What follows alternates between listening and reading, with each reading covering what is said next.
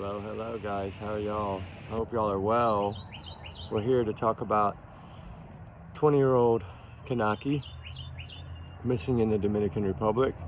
We're here to play a little clip from 2:30 this morning from Fox News. I want y'all to hear the clip. I think it's important in this case.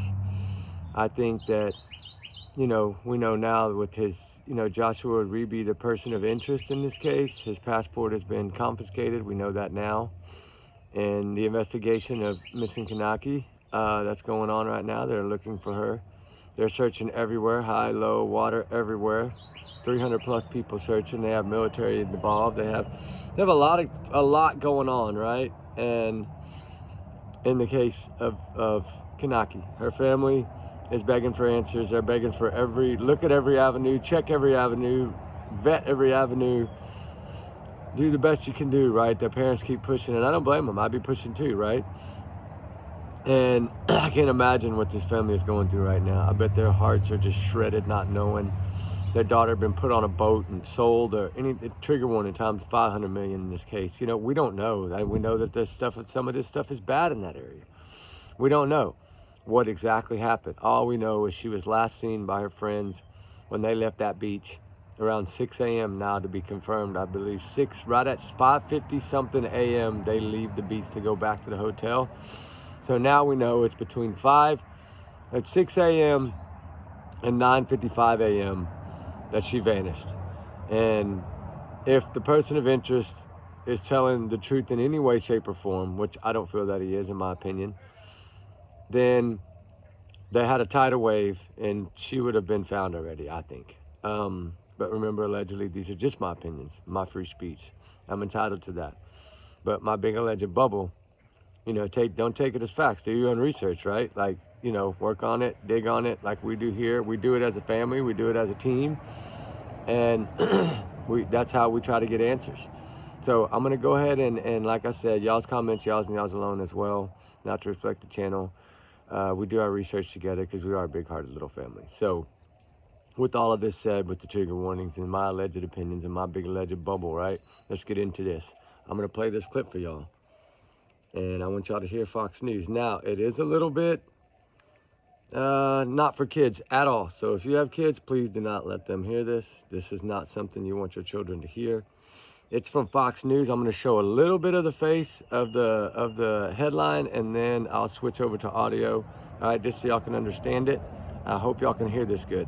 All right, guys, y'all ready? We're going to get on this then, so we can hear it. DC homicide detective and Fox News contributor Ted Williams. Homicide detective, y'all hear that? Program. Thanks so much. I want to ask you quickly about something that Konanki's father has been asking about. He said he wants local authorities to also investigate other possibilities, including whether this is a case of kidnapping or human trafficking. That's to Nate Foy's point that he made just right there. What do you think about the possibility that this could be a sex slavery ring that could be involved, trigger warning, and that there's some sort of foul play?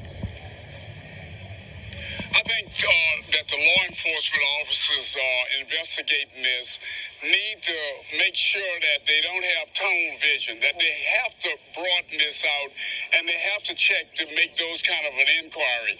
You cannot rule anything out at this stage in the investigation. Ted, it's Griff.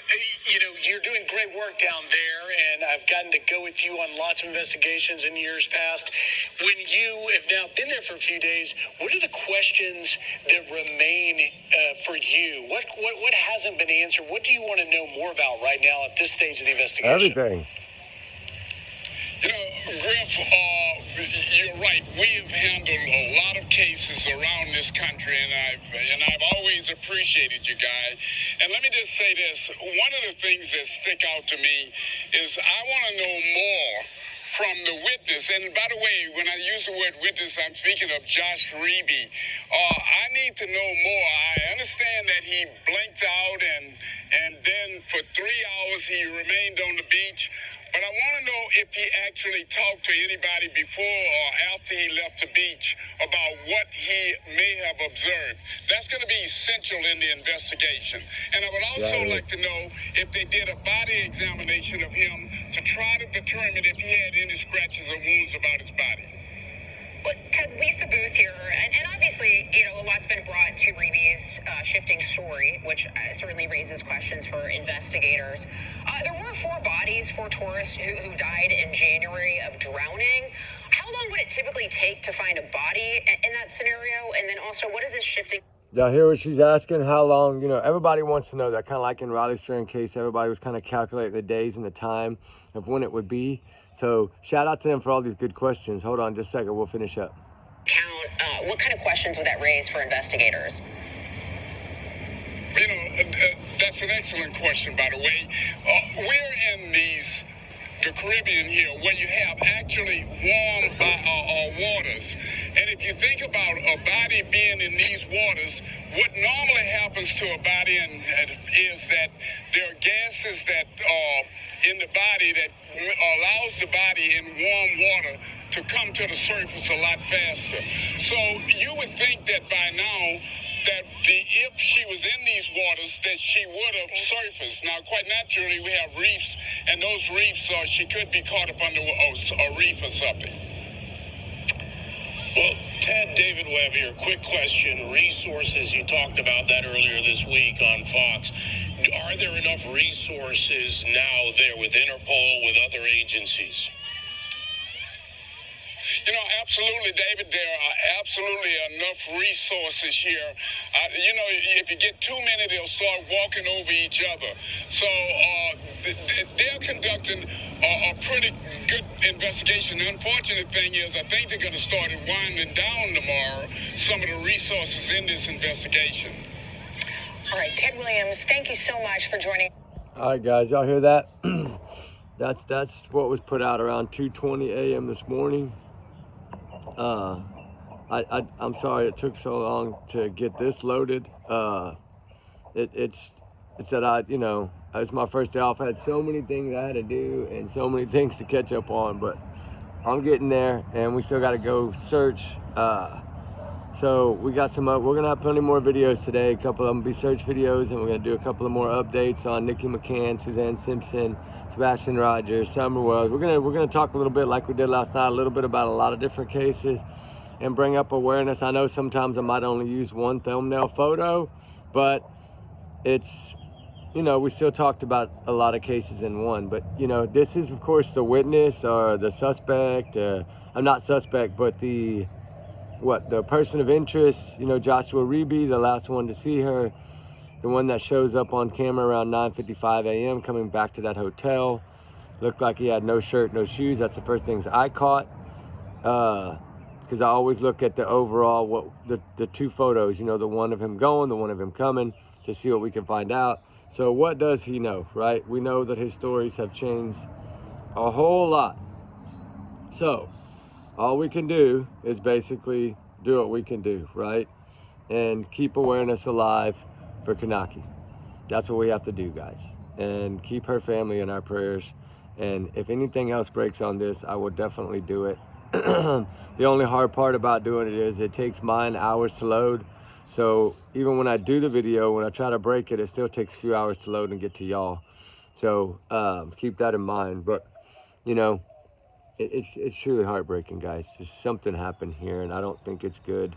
I'm going to give my theory tonight of what exactly I think happened. I think it's time that I lay that out, because I think it's fixing to blow up. And I think it's something we should do tonight over a fire chat, and just let you go ahead and give you my opinion on a lot of these cases, right? So that way we can seek justice for all in need of justice. Speak up for the voiceless. Be the voice, right? They need someone to be their voice. So where is 20-year-old missing Konanki, and what happened that morning on that beach of March 6th, 2025, between 6 a.m. and 9:55 a.m. I don't know. It's a mystery right now.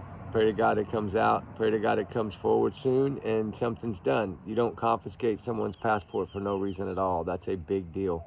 So we'll see what happens. All right, guys, but remember, he's innocent, you know, until proven guilty in the court of law. And he's not even a suspect yet. He's just a witness or a person of interest right now that's stuck in a hotel room with no passport to get back home to America. So we'll see how it goes. We'll talk to y'all later. Prayers, prayers, prayers, guys. Remember, trigger warnings always, and allegedly these are my opinions. We'll talk soon, guys. We love y'all. Thank y'all so much for all y'all's wonderful, wonderful support. Keep everyone in y'all's prayers. All the missing, all the runaways, they run for a reason. All right, guys. Talk soon. Bye.